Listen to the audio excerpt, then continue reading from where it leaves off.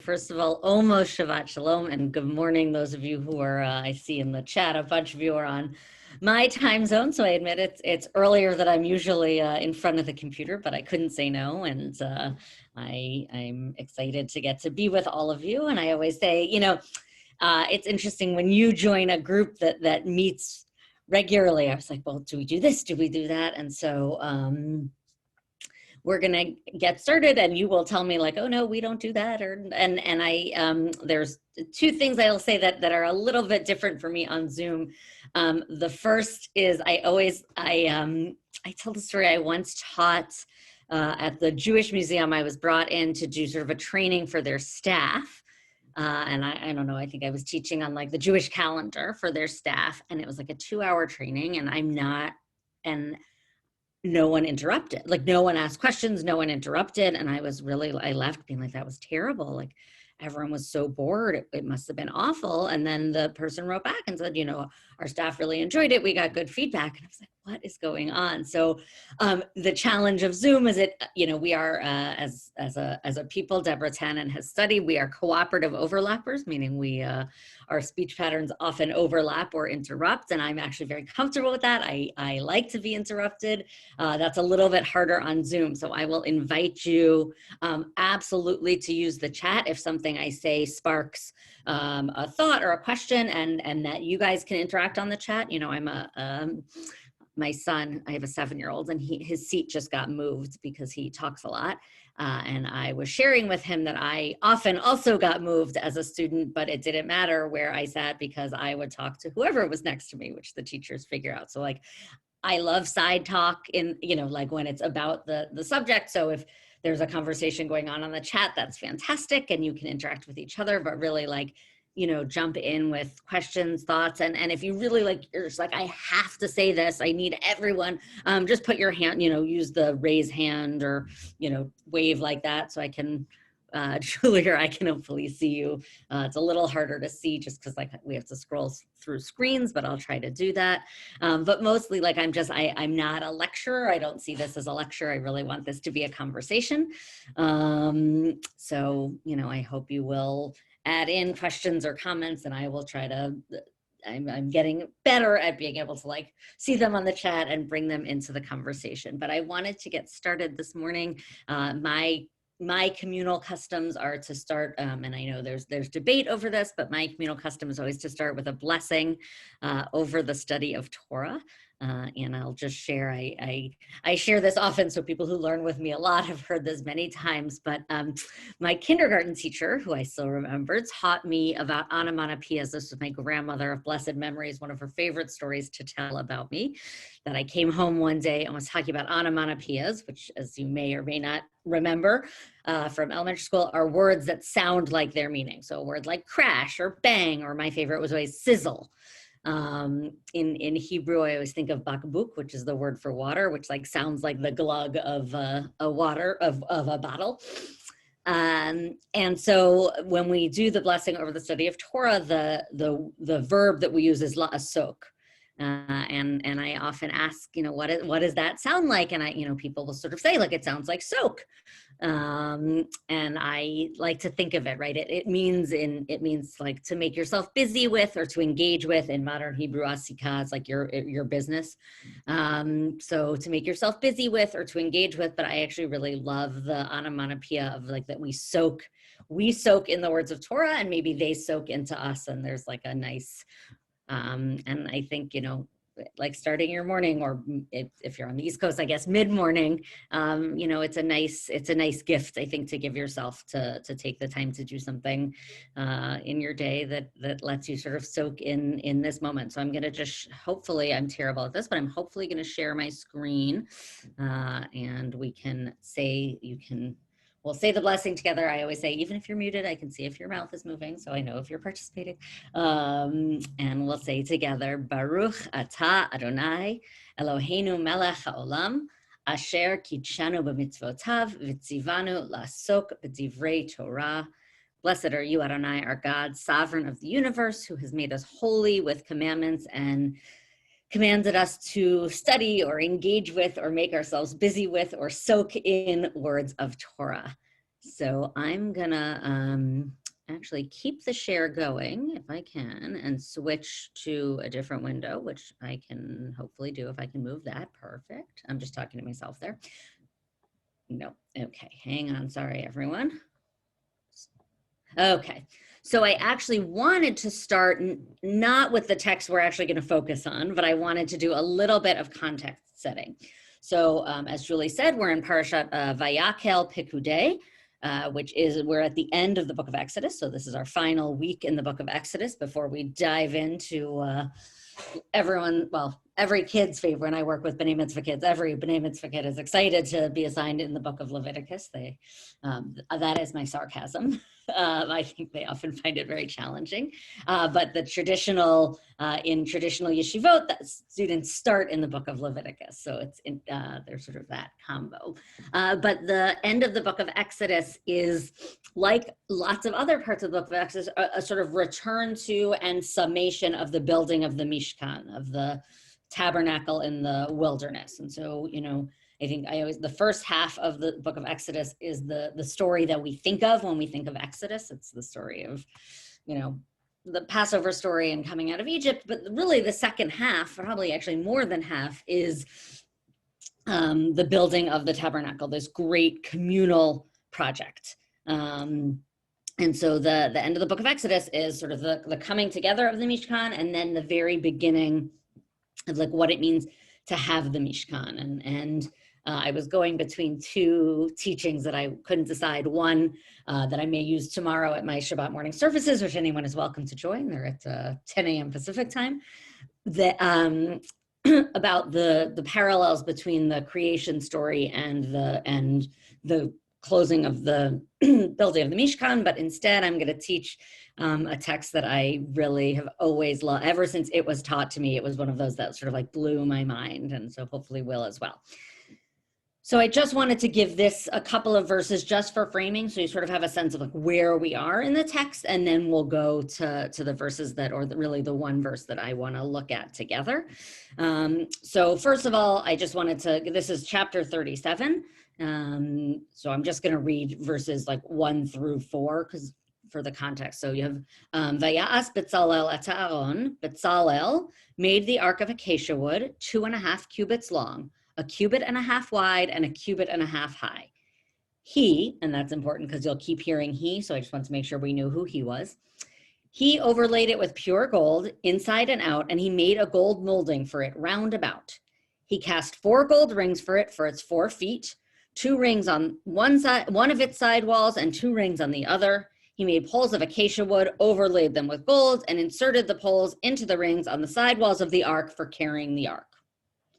So I'm just going to sort of stop us there. I always say that this isn't really where we're going to focus, but if if you have any questions, thoughts, anything you want to like say, just to jump in with this, any questions before we like go to the text I really want to look at. I don't know, Julie, if you see any hands. I don't. Beautiful. Tanya said Betzalel is one of the unsung heroes of the Torah. I agree, and I want to take this moment to, I'm going to plug a friend's book. My friend Rabbi Leah Berkowitz wrote, it's a children's book, but I actually use it with adults all the time because I think it's so profoundly beautiful. She wrote a book about Betzalel called The World Needs Beautiful Things, and I highly recommend it. If you do have kids or grandkids, for sure, but I actually think for adults too, it's beautiful. Nancy asked about using the translation to be sanctuary. Yeah, I actually rarely, I will say, certainly with kids, I don't really use tabernacle because like who knows what that word is, like so I sometimes use sanctuary. I also sometimes use, because of the root of Mishkan, the idea of a dwelling place, right? Like a place to hold us, a place for us to hang out. So any of those, I mean, I don't think tabernacle. I sometimes also just use like holy space. And someone just asked what a cubit is, and the answer is it is a unit of measurement from, I never remember if it is your fingertip to your elbow or your wrist to your elbow, but a little fun fact is it is usually the size of your foot. It's an exact match. The size of your foot is a match to whatever the cubit is. So you can later go, yeah, I think it's wrist to elbow, and so you can later go home you can later put your foot to, and see that. So there you go. There's your fun fact for today. So yeah, I literally can never remember if it's fingertip or wrist, but it's some unit of measurement that's about that long. Yes, and Nina, Bezalel being a creator as yeah, absolutely. And I think the tradition really does look at these two creative projects, right? The creation of the world and the creation of the Mishkan, our tradition, and I think Torah itself really does see those in parallel in different ways. You know, and the idea that Bezalel is imbued with divine, you know, inspiration is important. Yeah, and the name in the shadow of God, also the name of the great art school in Jerusalem, even today, is Bezalel. So I'm going to move us, even though I could talk about Bezalel, and like I said, everyone should go read the book because it's wonderful. I want to take us to a next section. So the part that I want to look at actually finds us in chapter 38. And so you see again, and he, and he, and he. So it's like all about Bezalel. And he's now making the altar, the sacrificial altar, right? And you can see, makes utensils, right? All the stuff you're gonna need, and they're made out of copper, and then there's these poles, right?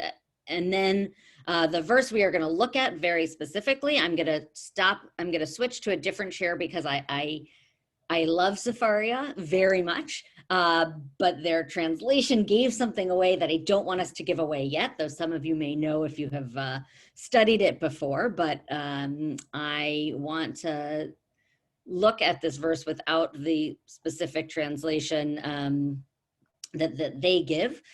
So we are here in chapter 38, verse 8, and we have Vaya'as et hakior, Nechoshet, right? So he made the laver, the washer, basically I assume, someone could correct me, I'm not an expert on the utensils of the Mishkan, but I assume it is either the sort of two-handled vessel that we still use today for ritual hand washing, or some other basin for hand washing. But lave, I believe, is the French for to wash, if I remember my French well enough.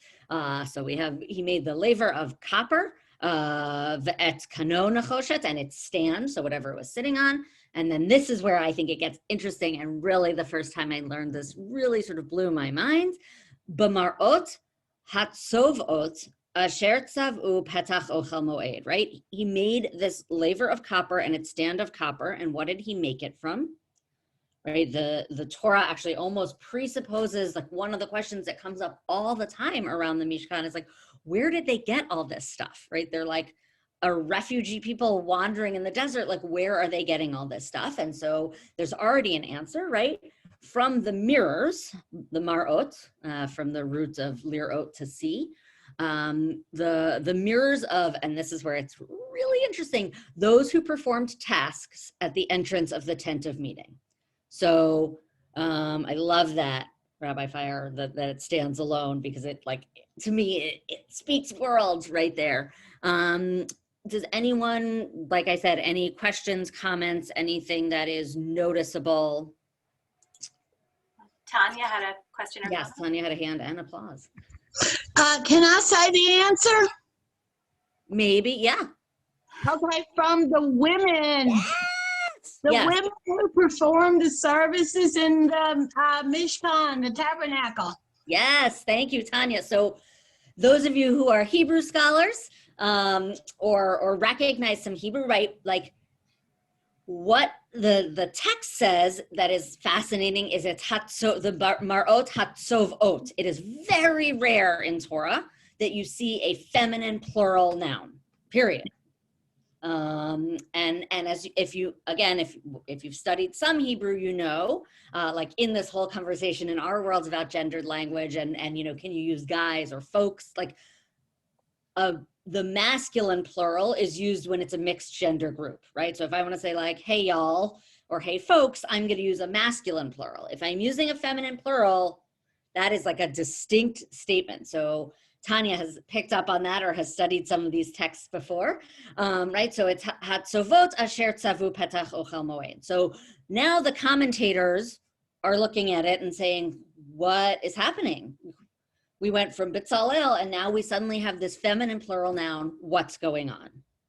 So I'm gonna take this leap that the or maybe not such a leap that the commentators make. I'm gonna start.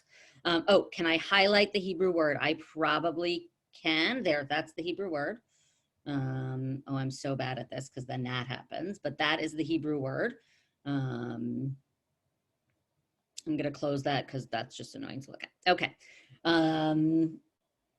So now we're gonna look, I have two commentators that are the two sort of famous ones, I mean, in general and also on this verse. So we're gonna first look at Ibn Ezra. I apologize, I did not pull up his dates, but you know, we can assume somewhat medieval commentator. And so he, in fact, says exactly what Tanya said for us, right? So it says, what is the mar'ot and what is v'ta'am hatzovot, like what is this? So he immediately says it is the women, this refers to the mirrors of the women. And then, so this is sort of where I think, again, it gets interesting, right? He says, it was usual for the women then as now to beautify themselves in front of a mirror in the morning. Like, you know, they wanted to, I guess he was sort of saying like, and I can't decide if we like it or not, most women, you know, want to look nice. But then he says, but there were some pious women who renounced their worldly vanities. Sorry, I'm trying to look at the Hebrew and the English at the same time, which is very hard to do. They renounced their worldly vanities and donated their copper mirrors for the making of these holy vessels, right? So it wasn't, and so some of you may know there is a midrash, rabbinic teaching that says when the people came around to collect for the golden calf, right? They went to the women and said, well, you've got jewelry. And the women were like, no way, like, this is a terrible idea. Like, we're not participating in this. So don't ask us. Right. And so they sort of held on. And so it's also an interesting parallel, right? If the golden calf was the Israelites' great sin in the desert, the Mishkan is their great building project. Yes, it is women's history. This portion actually very often coincides with International Day of the Woman, and I sort of love it. So I'm like, yes, we will teach this. But so if the golden calf is the great sin of the Israelites and the Mishkan is the great divine project of the Israelites, I love the fact that even our ancient medieval commentators, the mirrors either were I'm actually not sure, like, yes, some people read it as the tikkun, the repair, right? Like sort of the making up for, but the women didn't have to do tikkun, right? Because according to the midrash, they actually didn't participate in the golden calf. They were like, I'm out. And here they are saying, yes, yes, yes. Like for this project, we'll give our stuff. But I think what's also really fascinating is that they, yes, rewarded with Rosh Chodesh, that's all connected. Yes, Leslie, we're going to get to that text. I love that you guys know some of these. So like I just said to someone else, like it gets really spicy, these texts, they're fun. But I think the other thing that I find really interesting that Ibn Ezra does here is, you know, I don't think it's a huge leap to say like, okay, well, if we have these feminine verbs, there have to be women. And earlier in the text in chapter like 25 of Exodus, there's also another hint. And like, again, if you think about societies, right, like if you're doing a huge like interior design project that's going to involve like really fancy really fancy textiles, right? There were probably women involved, like who was doing the sewing and those projects. So there is this sense that women were involved in the project of the Mishkan. But here, I think what I do think is interesting is that that Ibn Ezra is writing both like a story and begins to create a little bit of a backstory, because this, I think, is really interesting, that he like he's not saying like all of the Israelite women just, gave of their gold and copper and silver for the Mishkan, though they might have. He's saying this was a particular group that, like has given up their world. Like there seems to be this group of women, almost like they almost presuppose like the rabbinic ideal of like the Beit Midrash, right? They're like sitting there every day near the entrance of the tent of meeting. They come together in prayer, which like is, obviously is barely known in Torah, but certainly known by Ibn Ezra, and to receive instruction, right? To sit there learning. Lishma divrei mitzvot, like they're sitting there learning. And so like he's sort of created, and I wish I was enough of, I have a friend who actually is a medieval scholar, so maybe I will ask her, right? Like, were there cadres of women sort of doing this? Because it is like, to me, that's like the statement that women might have participated in the building of the Mishkan is not super radical, right? I actually think our texts want us, like it is everyone whose heart so moved them, the textiles. But I think there is, to me at least, it is a somewhat radical reading to imagine this sort of group of women who were gathering for prayer and for learning.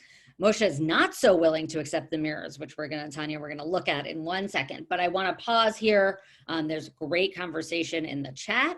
And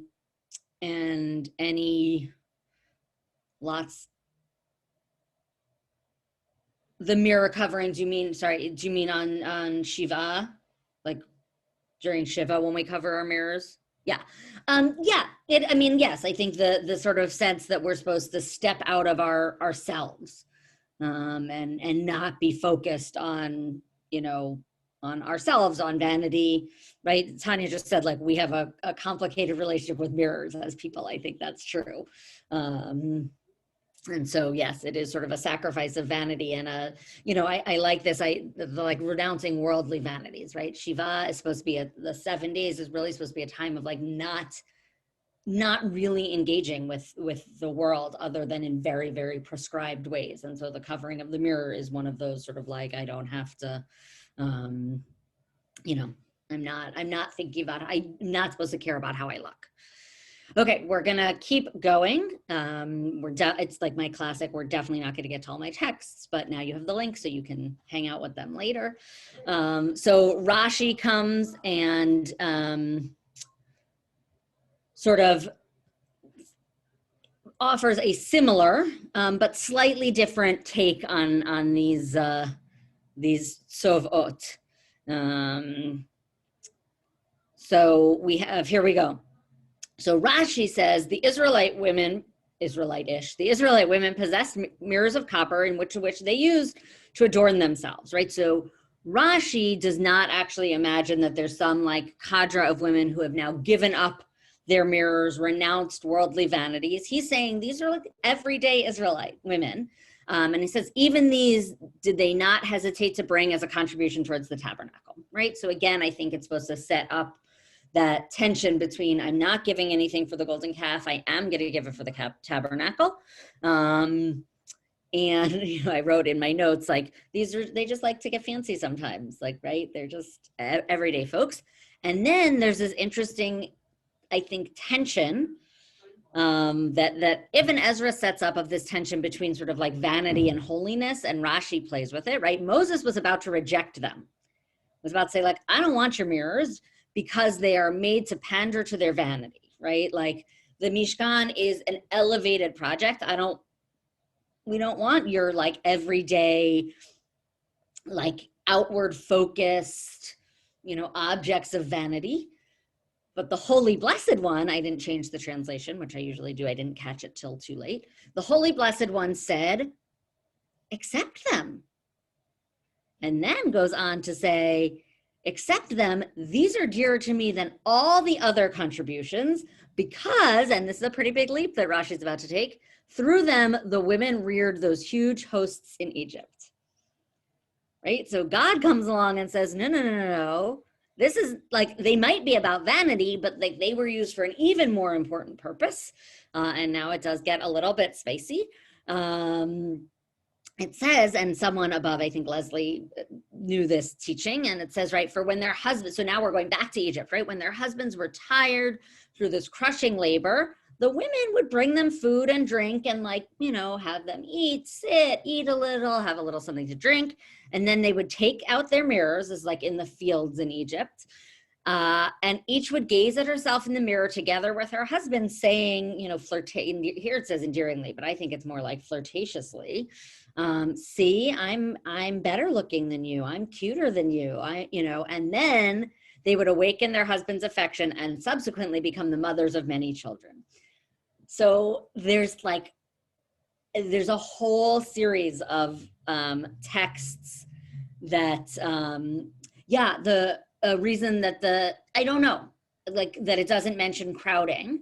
I think Peter asked this question of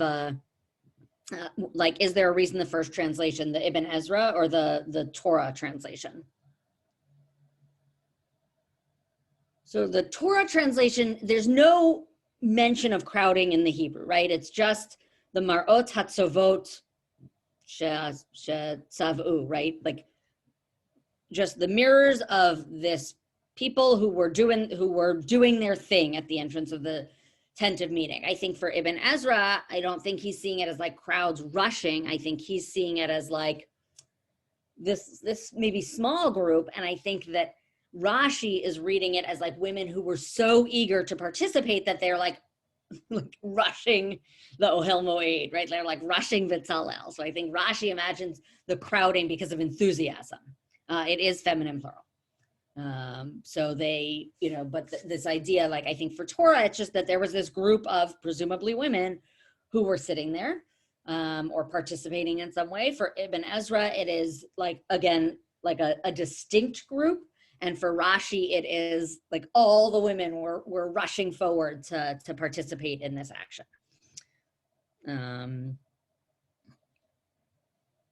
Love this. It's like a lot for me to read, but I'm going to encourage everyone to read what Freya put in because it's really lovely and I think very important. I mean, I think, look, I also will say, right, I think that the vanity lens is a particular lens, and it is, these are two medieval men.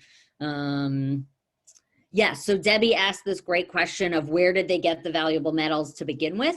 One answer is that when they left Egypt, according to Torah, they borrowed. It's a great use of the word borrow. It's like when you're like, can I borrow a tissue? It's like, I'm not giving it back to you. So, but yes, they borrowed silver and gold. Maybe it was given as a nice gift. Maybe it was some sort of reparation, but they were given gold and silver and such from their Egyptian neighbors So I'm gonna skip us ahead. I'm just looking at the time. I think we have okay, so we're gonna look. This is a long, oh wait, I missed a text. Sorry, everyone. No, this is the Rashi, right? So, I think that there is this question at the end here, right, where it says, this is what it refers to when it states Marot Hatzavot, the women who raised the host.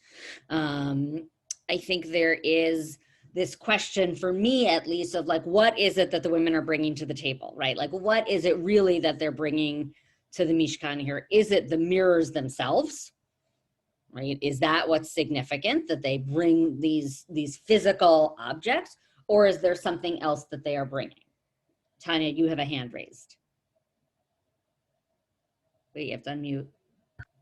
Okay, it's kind of off the question you just asked, but I'm going to ask it anyway. I heard that later on when the brass laver was constructed, there was, the priests used it to wash in, and that this same water was used for the sota, the woman that was accused of adultery. And I thought that was kind of interesting because it was like in this laver, this purification water, when the women's husband were suspicious that they had committed adultery, sometimes this would save a woman and sometimes this would condemn a woman. So it all kind of goes back to a women's full circle because, you know, ultimately this water was used for, we call it a trial by ordeal. If they passed, they got pregnant and they had children. And if they failed, they were infertile. Yeah. I haven't read that, but that does not surprise me at all. And in fact, the next text, which I'm not going to spend a lot of time on, but I invite you to read it. I think pre-imagines that, right? It's actually about the water that's made whole, right? Like, and this whole, and like, I think there's my colleague, I worked with her for many years, literally wrote the book on Sotah. So like, I always defer to her expertise, Rabbi Lisa Grushko. I'm sure you can reach out to her. Like, she's my go-to for Sotah. But there is I also think reading this text from Bamidbar Rabbah that we're mostly going to skip, but is all about purity and this idea that the holy water is only made holy because it's in the vessel, and it is only this vessel, and they play with why is it holy, because it's made by these women who are saying God bears witness for us that we left pure from Egypt, right? And so like there is this really interesting interplay around women's sexuality, again, all written by men at this point, right? Of like, on the one hand, Rashi and the next text, which is from another Midrashic collection, right? Read them as like these sexual beings and not judging them for it, but like they are sexual beings. They use their sexuality for good, in the sense of they seduce their husbands so that there can be more Israelite children, that. So on the one hand, it's like, yes, they have this innate sensuality but also purity, right? And I think that like that becomes like, we know even in our culture today, like that, like anyone who's read on the Madonna horror complex, right? Like, can you be a totally pure being and a sexual being at the same time? And how does all of that play out? And so I think, I haven't read the Boyarin on all of this. I'm sure Daniel Boyarin has plenty to say, but I do think it's sort of interesting. And Tanya, like then bringing in the Sotah, like goes right back to that, right? Because what is the accusation to the Sotah is that this woman is impure. And so like playing out all of those notions of when is women's sexuality, body, when is that pure? Like, when is it okay? And when is it not? And all the sort of border and boundary stuff that I think is deeply present in all of these texts.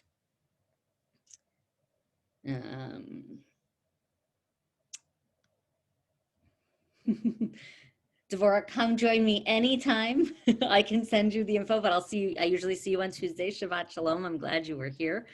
Yeah, I mean, and we know that men, yes, we are picking up, I like the ma'am. I would like that as my pronoun also. There is a lot on the idea. There's beautiful stuff written on the Red Sea on water and all those metaphors of birth, right? It is the birth of the Jewish people. I can put them in. I'm gonna move us. It's like so much text. I always do this.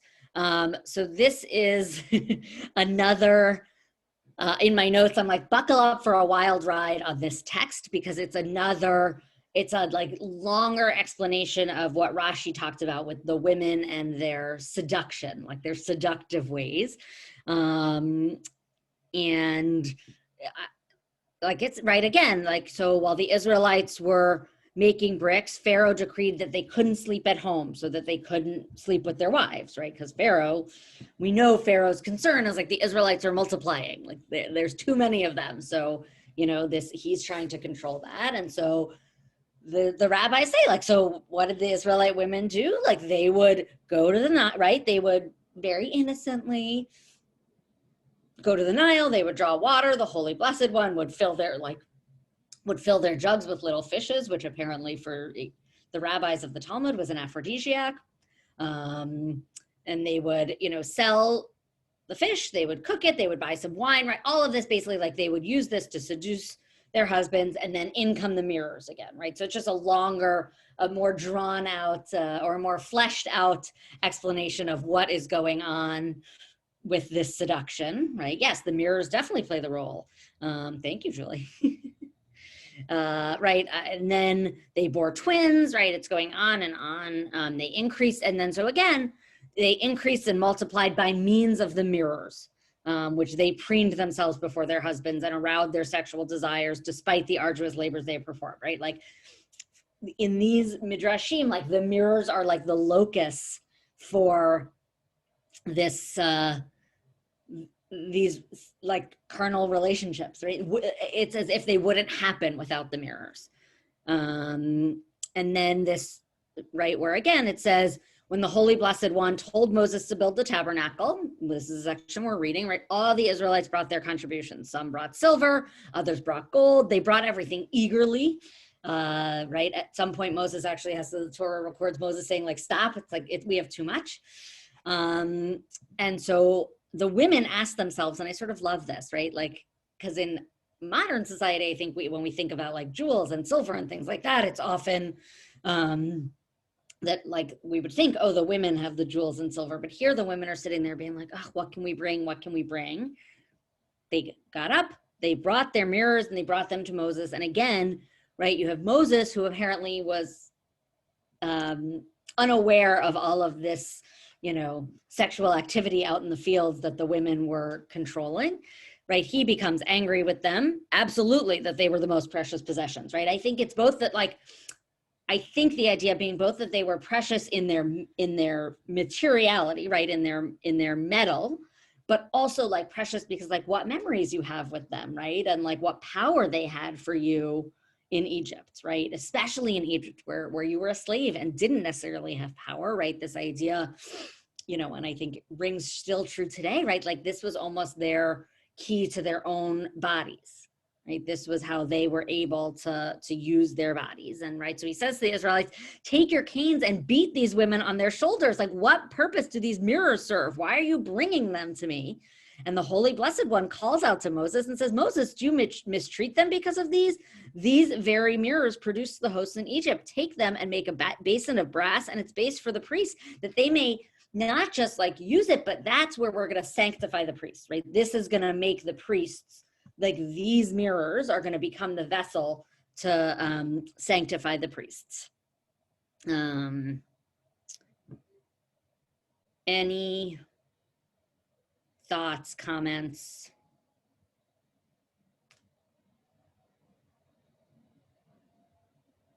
Okay. I'm going to actually skip us ahead and then go back.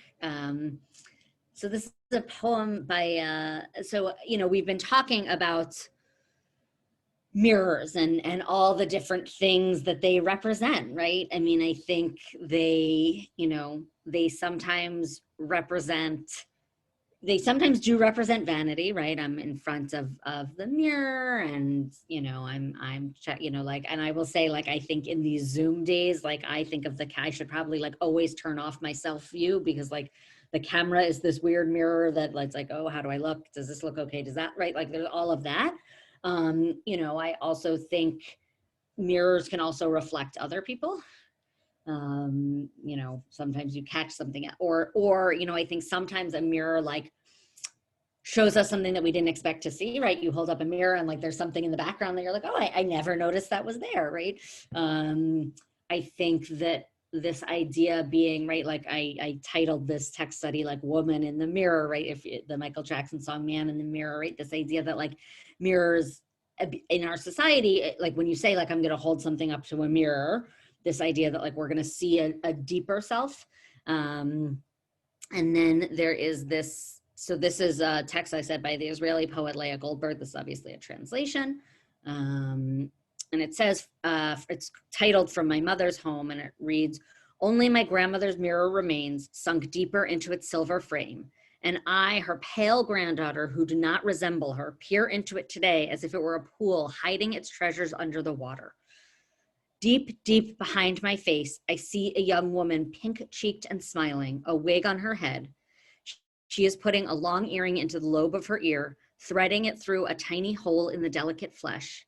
Deep, deep behind my face shines her eyes bright gold. The mirror carries on the family tradition that she was beautiful. So what I want to ask, and then we'll close with a last text, but I would love to hear, so this poem that I do love, how do you think it connects with the way the women and God in particular see the mirrors that they bring for the tabernacle? Steve, I'm going to answer your question in a minute because it's one of my favorite teachings, but I do want to ask, like, do you see a connection between, Leah Goldberg did not write this poem about this verse, but I think it is in conversation, whether she meant it to be or not, with the midrashim that we looked at of the women bringing their mirrors and God saying, like, yes, yes, yes, we like those are holy, those are meaningful.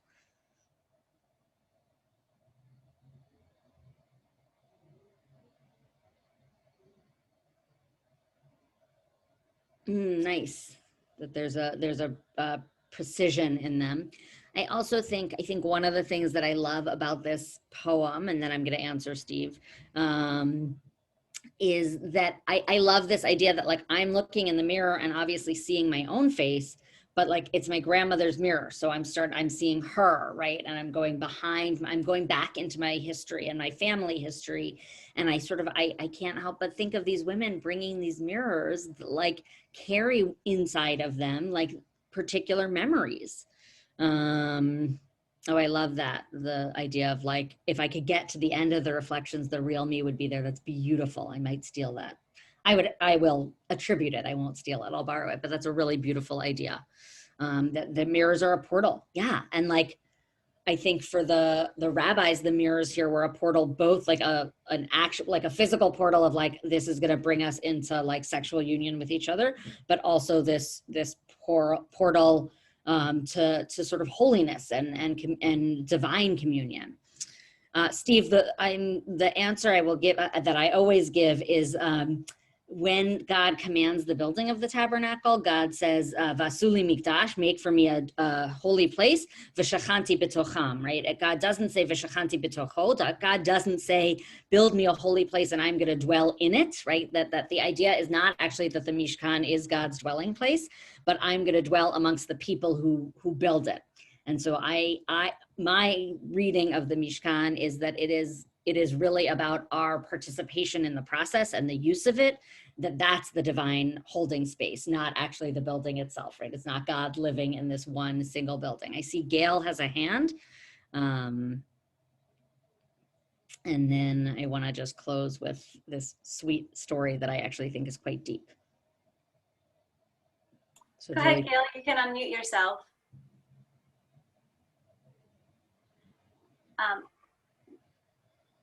Gail. You have to unmute yourself. Yeah, I just wanted to mention everything that you spoke about beauty, and my favorite was always Queen Esther. And I've done everything since I was a child in Sunday school. My favorite was always Queen Esther, and Queen Esther was beautiful. And everybody, when you were mentioning the mirrors and everything, I always every day I think of Queen Esther. And with Purim, I believe it was Rabbi Slater.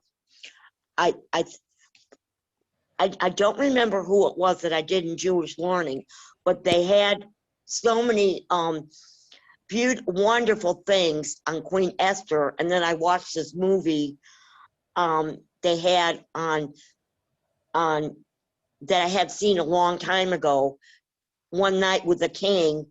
Queen Esther was beautiful, just beautiful. But everything she did was for freedom. Great. Everything, and when you were speaking about that, Queen Esther came to my mind. Thank you. Yeah, absolutely. So I'm gonna take us, so yes, praying in nature, we can totally continue that I'd be happy to have that conversation. And like I said, I think that the tabernacle was not meant to be a physical structure that held God. Like, I think it was actually, like I said, I think it was supposed to be a physical structure whose process held divine possibility, but not actually like, okay, this is the totality of God's presence is in these walls. Like, I actually think it's the opposite, right? I'm totally with you. I'm going to go for a hike this weekend. So I just want to share this. It's a very sweet story from Rabbi Kushner, and then I know we're at our time, so we'll close with this. So he's talking about being the rabbi and to go into the preschool, which I also love to do. And he one day was gonna go give a tour of the sanctuary. And they said, okay, we're gonna, and then he realized that he was running late. So he says, not wanting to rush through removing the Torah scrolls from the ark, I decided instead to postpone this for a later session. Next week, friends, when we meet again, I'll open these curtains and show you something very special inside. They all said, Shalom, Rabbi, and like little ducklings followed their teacher back to the classroom. The next morning, their teacher showed up at my office with the following story. Apparently, the preceding day's hastily concluded lesson had generated a heated debate amongst the little people as to what exactly was behind the curtain. No one knew for sure. The teacher swears the following 4 answers were given. I now suspect they may exhaust most, if not all, of the available meanings of sacred text. One kid, doubtless a budding nihilist, thought it would be empty. Another, with a more traditional bent, guessed that it held a Jewish holy book or something. A third, apparently a devotee of American television consumer culture, opined that behind the curtain, thank you, was a brand new car. It's okay. But one child, the teacher recounted, explained to the rest of the class, you're all wrong. Next week, when that rabbi man opens the curtain, there will be a giant mirror. Somehow, the little one already intuited the great mystery of every sacred text. It is holy because within its words, we meet ourselves. The idea is so elegant and yet elusive that it must be rediscovered anew by each generation. And so my blessing for all of us this Shabbat as we go into Shabbat is that we meet ourselves anew in the text, in Shabbat, and in our connection wherever it may be with the divine. So thank you for letting me join you, and Shabbat Shalom.